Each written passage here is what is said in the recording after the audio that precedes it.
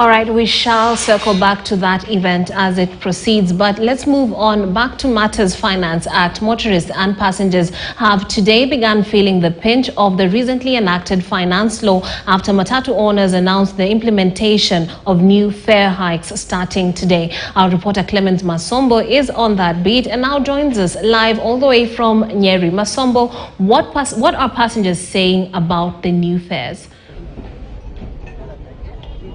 Well, good afternoon to you. Yes, it's true indeed that announcement by the Matatu Owners Association of implementation of new fare hikes has already taken effect, and in Nyeri County and even other towns across the country, passengers have already started feeling the effect of that Finance Act that came to effect on 1st of July.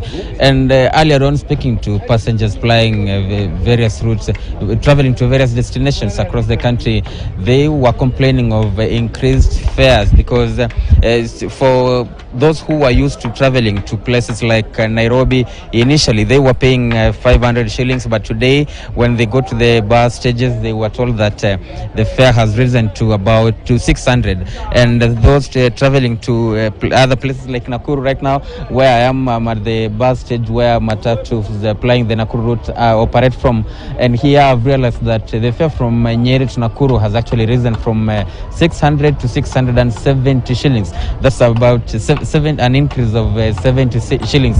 And right now I want to engage some of the passengers here and see if at all they will agree to speak to us. Karibia hapa mzee, tuzungumze kidogo, tueleze kuhusu mabadiliko ya hii nauli ya kutoka Nyeri kuelekea Nakuru. Kama unaweza shuka tu tafadhali, utueleze jina lako, umefika hapo, unaelekea wapi, na umefika hapo ukaambiwa fare ni ngapi tofauti na ile ambayo umezoea kulipa wewe. Kwa majina ni James Wajohi, na kutoka hapa Nyeri mpaka Nakuru ni 670.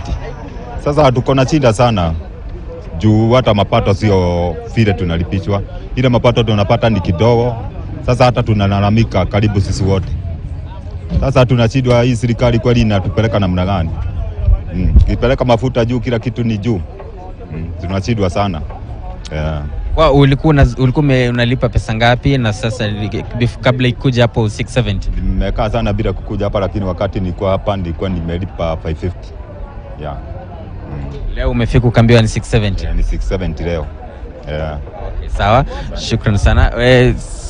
Let me get another passenger here if at all he'll accept also to speak to us.